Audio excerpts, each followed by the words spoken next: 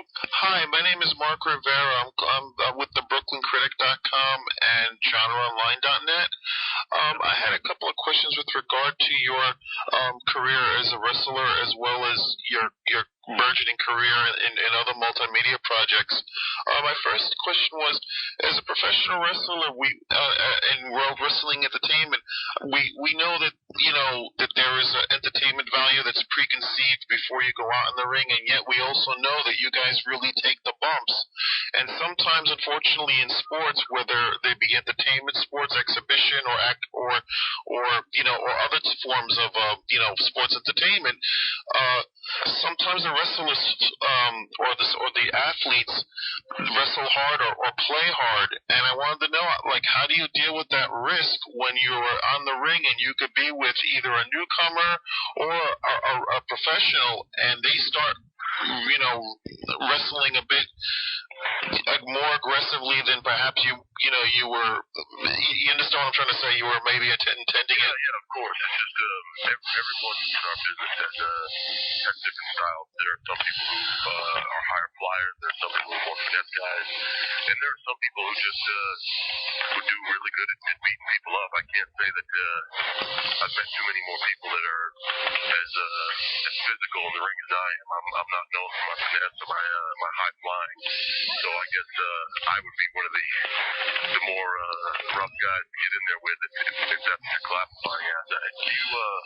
You have to understand when you get involved in our business, it's almost like I make a lot of the comparisons from what we do to comparisons to the NFL, just because I also play football. That's what I was thinking. Some defensive backs are known for their coverage, and some defensive backs are known as hard hitters. Mm-hmm. It is all part of the game. I mean, you'll go up against guys who really bring it. You go up against guys who just who have a different sort of style. It's something that you should know full well before you get into the ring. I mean, accidents happen, and so do injuries in our sport. Right now I'm nursing back the health and torn pec that happened 5 weeks ago, and I still have about 5 more months of rehab before I can even get back in the ring. And it's I don't blame anyone. I don't point the finger at who I was in the ring with or even at myself. It's just one of those things that happens in our industry, in all of activity. I mean, it's something that happens every day. When you first introduced, I remember when I used to watch the WWE a lot, and I have to say the introduction of your character is probably one of the most dynamic introductions, because you came in at a time where I felt after the brand extension where they made some characters go to Raw and some characters go to SmackDown, it started to become too generic, and you came out and brought something fresh and new. And I wanted to know, because also with regard to your career with, I guess, rap. Left the conference. Hello? Yeah, I'm good. Oh, I'm sorry. Okay. With regard to your rap, your work with I guess as a rap artist, at the time there were other people that kind of put out that that were using the same sort of not the same as what you do, but like the hip hop type of persona when they came out in the ring, and people knew them. How did the decision come about for you personally to say, okay, I'm going to show the world, not only that I'm a great wrestler, but I'm going to, use this aspect to make myself, more known? I mean, how did you come up with that decision, or how did that come about? It actually wasn't even my decision. It was I was pretty much dressed like all the other wrestlers. I wrestled very similar to all the other wrestlers. Like you said, it was a very, for lack of a better term, it was a very generic time for the WWE. They were kind of caught in transition. Mm-hmm. And just to pass the time, one of the things that I do, there's a lot of bleeding in our industry. There's a lot of long drives. One of the things I did to pass the time was just rap. And our creative department got wind of this, and it basically just became an exploitation of a hobby. Oh. I'd like to do it on television, and I said, absolutely, because at least it gave who I was some identity, some character, and then from then on, it started as a complete joke. And from then on, they really let me go with it. It was all just about how serious I wanted to take it. If I wanted to make myself look like a joke, it would be up to me. If I really chose this as my way to identify with the fans, good, bad, or indifferent, and I really ran with it. No, absolutely. I think you did a terrific. That's what made me like you personally. I mean, I used to watch it with friends, and we caught you right away. Like, oh, this guy is good. This guy makes it interesting. You know what I mean? You brought humor to it and seriousness. And it's interesting because you do right. At this point they consider you a face or a hood or a hero character when you are out there. But I know sometimes they experiment where they switch people over to being a heel and whatnot. And I know also when you filmed The Marine, you played a very tough character who was a hero, obviously, and there was a lot of humor in that. Do you have any say into how your characters develop now that you've become more of an established star? And also, it's something that you really do, no matter how established you are, you do have a lot of say in your character. Just I think a problem with our industry, as with any industry that showcases talent, a lot of times people are afraid to take risks. They work so hard to make it to a certain level, and I guess they get in the comfort zone. I'm never ever satisfied with just staying in one place. I mean, even as the WWE becomes more and more successful, I'm still never satisfied until, I believe there's always a place where we can go, a place where we can grow, a place where I personally can go to another level. So I'm constantly trying to redefine myself, whether it be through actions or just how I speak or the type of character.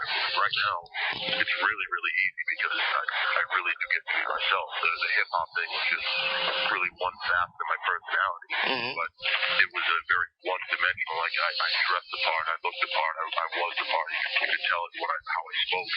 Everything now I've kind of, through 3 or 4 years, just acclimating with fans to who I am as a person, I've been able to just walk out there and be me, and it really is a great time.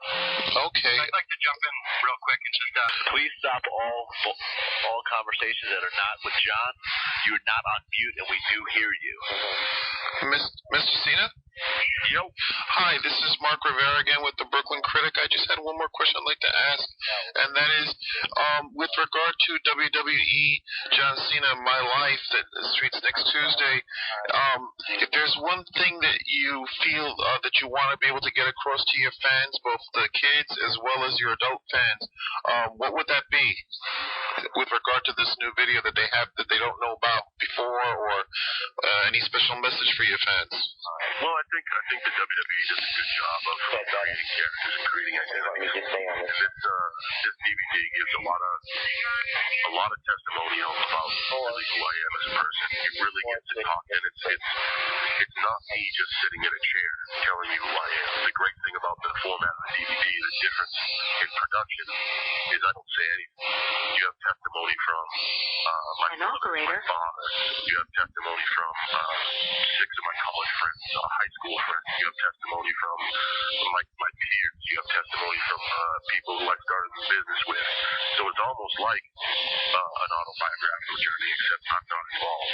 You have blatant, truth being told about the development of my life through the people I grew up around. I think it was fascinating to watch how they did it, because I honestly has left the conference. I have nothing to do with it. It really is just those who has left the conference. I were around, in my life, and their opinions on me as a person. Thank you, Mr. Cena. Mr. Cena, Shannon Rose From Brooklyn Critic, JohnOnline.net.